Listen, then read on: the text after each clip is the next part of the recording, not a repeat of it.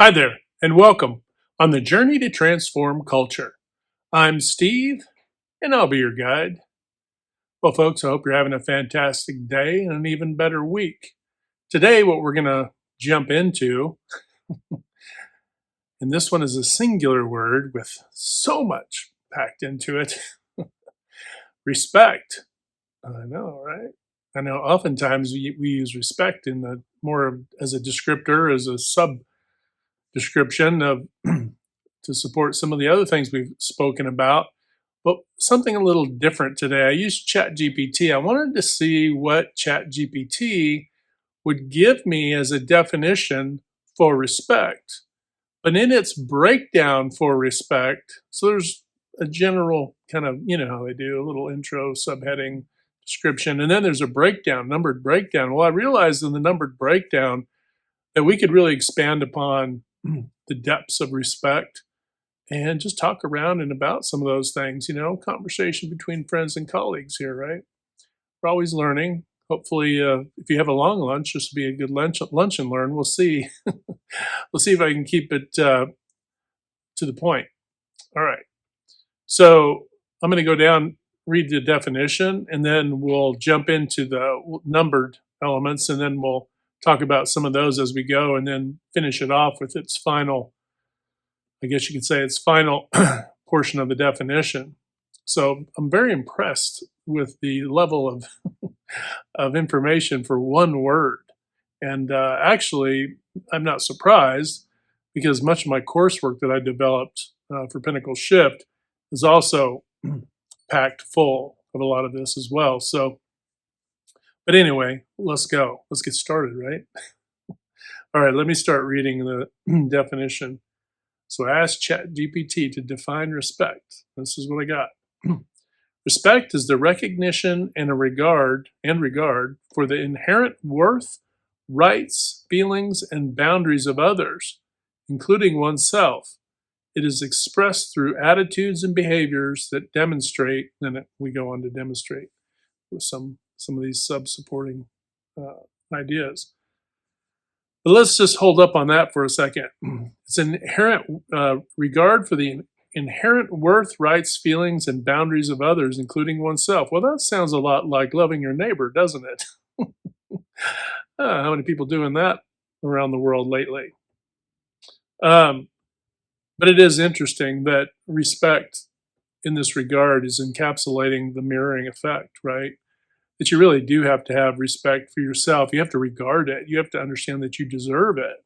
We've talked about that as well in other videos, but you really do need to have respect for yourself and boundaries, not only respecting others' boundaries, but also respecting your own boundaries, right? Sometimes we can be too timid. I've known family members and friends who are afraid to speak up and express their boundaries because they didn't want to hurt feelings and that sort of thing. But the reality is we have to respect our own feelings as well, right? They're valid.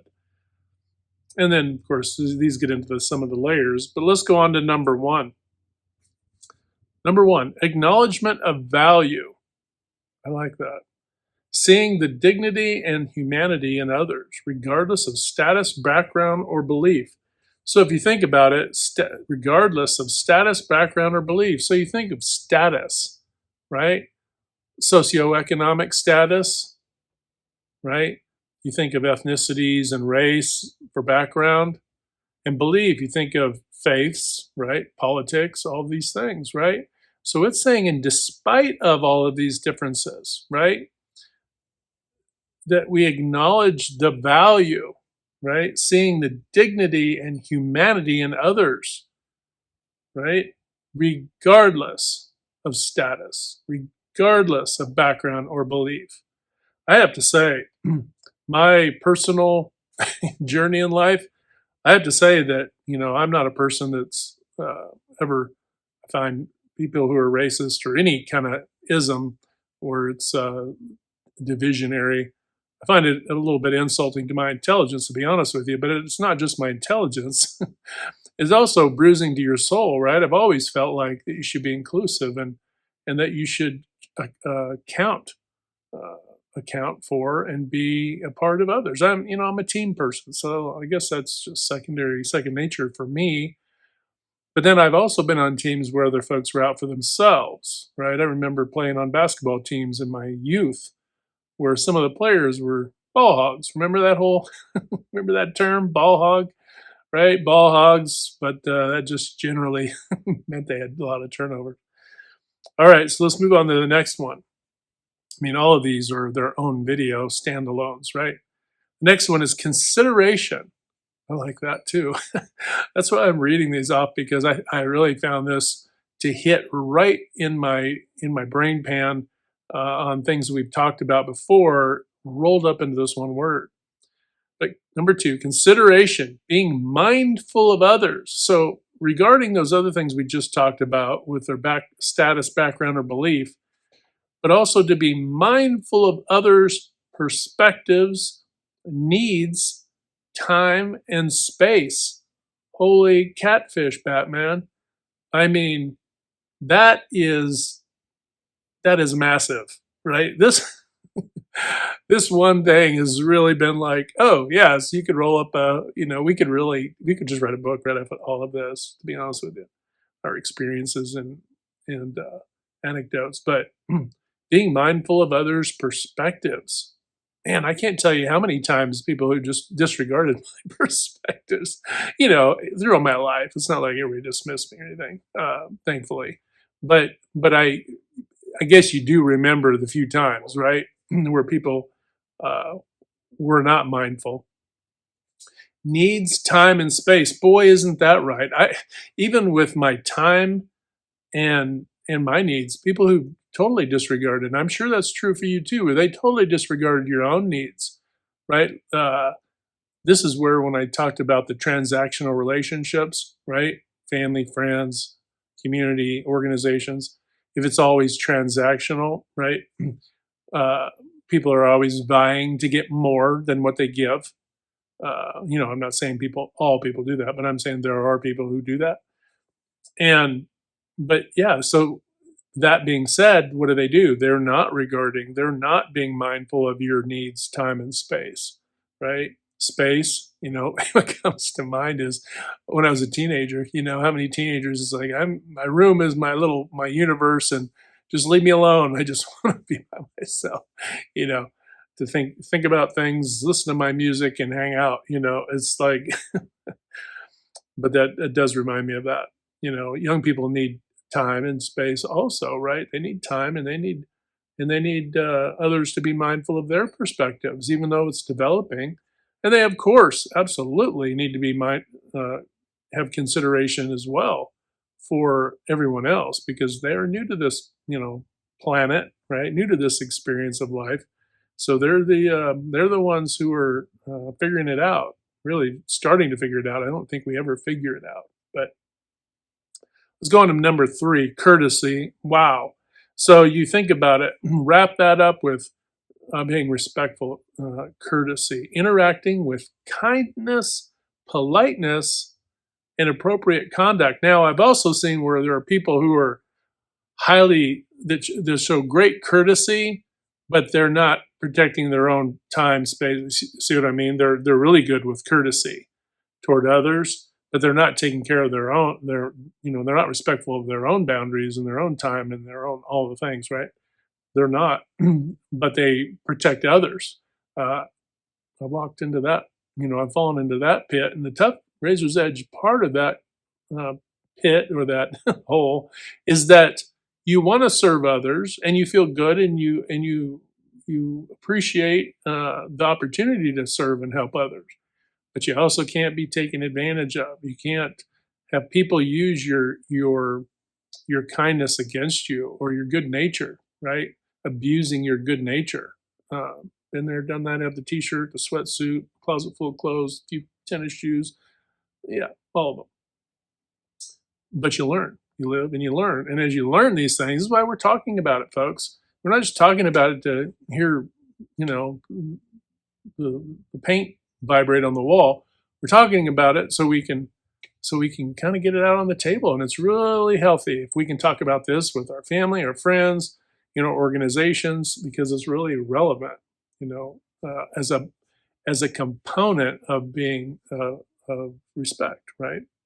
So interacting with kindness, politeness, and appropriate conduct, right? Wow, appropriate conduct. How many times have we seen, you go into the, town square and you have people who are not acting appropriately, right? Their conduct is not respectful of others.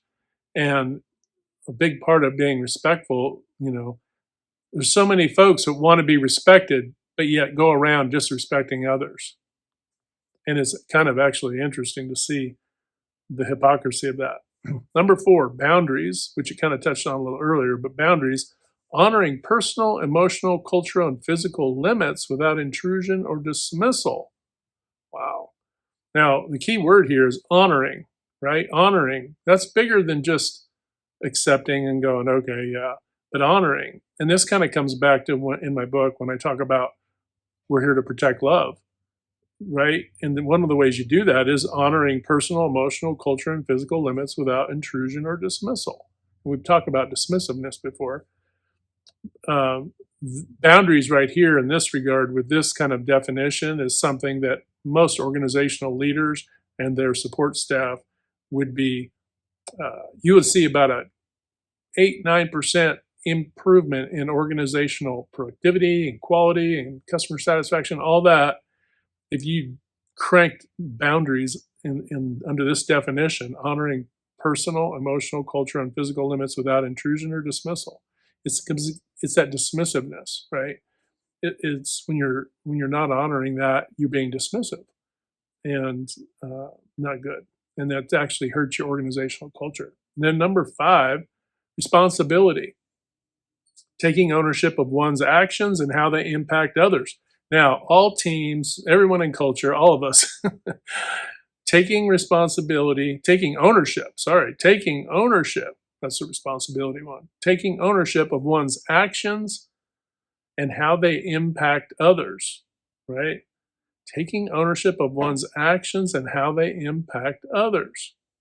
So that's forethought, right? That's planning. That's that proper prior planning prevents poor performance. That's being proactive and in your mind and being mindful, as it spoke about earlier. Taking ownership of one's actions and how they impact others. Having that forethought to say, hey, if I do these things, or if I'm going to do these things, how will they impact others? Gee, should I lay off 15% of my employees, or should I bring somebody in to help me get 15 to 20% more productive, right? More productive and improve my processes and improve, right, my quality and my output, right? Well, the latter, clearly, right? So have some forethought to think through some things and make the decision that's going to what? And this ties in what I've talked about before with creating wins.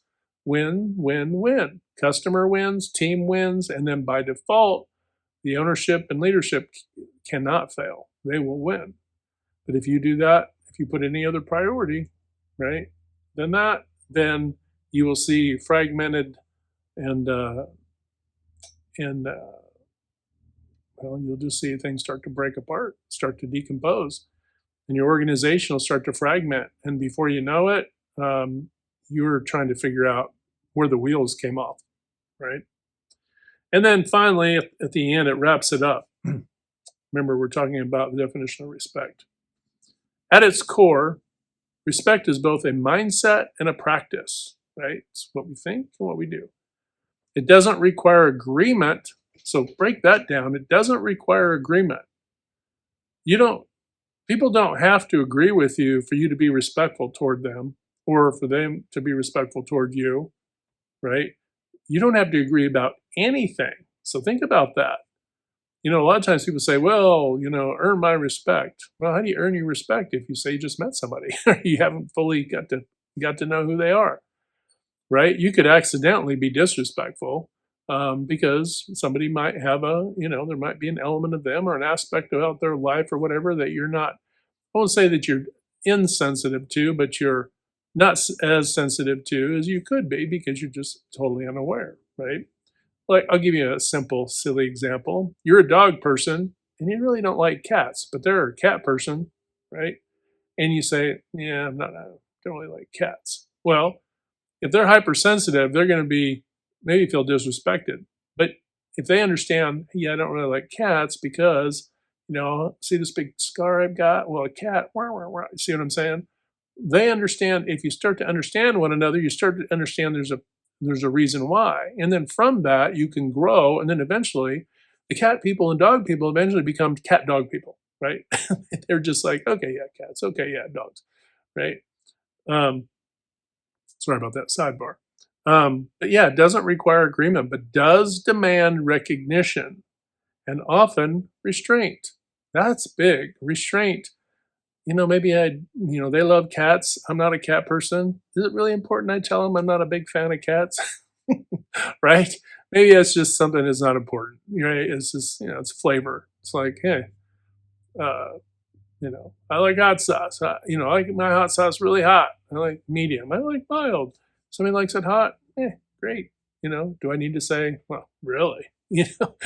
Wow, we can't be friends because you like your hot sauce really hot. Oh, I can't even imagine, right? Using silly examples, but you can really insert any example in there, right?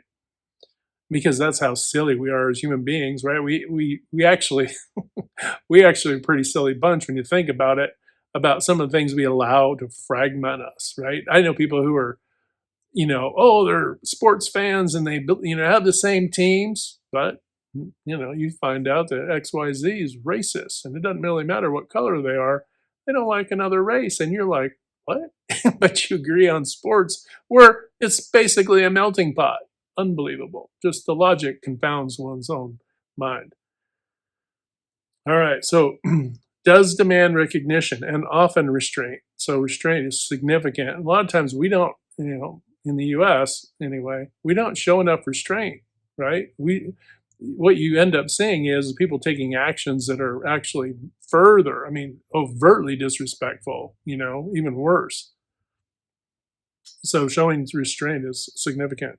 It is foundational to trust, right? So, it's basically saying, look, it's earn your trust, not your respect. So let's get that correct. First, with the respect, then then trust becomes earned, right? Because the behavior has to become before the trust, right? So it's foundational to trust, collaboration. We've never talked about collaboration on this channel before, have we? And healthy relationships in every context, like we talk about, organizationally, family, everywhere throughout culture, right? From families and teams to societies and nations. Folks, respect. You got to respect yourself, but you got to respect others. And I think, going through that, very fascinating that it broke it down to such an extent, which I really enjoyed. When it came up, I was quite impressed how it wrapped all of that in there. I think there's about 4 or 5 of my videos in there in one word. So hopefully I was semi-entertaining. Anyway, that's it for today, folks. Now remember, hit that good green domino 3 to 5 times a day to uplift, motivate, inspire, and just encourage one another. And when you do that, not only are we helping to transform culture, right? We're building our ability to be trusted because we're showing respect, right? We're respecting, and our service actually demonstrates that. But not only that, but then we also grow and transform because of these same things. And that's important. Never take these opportunities lightly. All right, folks, have a fantastic day. Remember to hit like, share, and subscribe. And until next time, we'll talk to you later.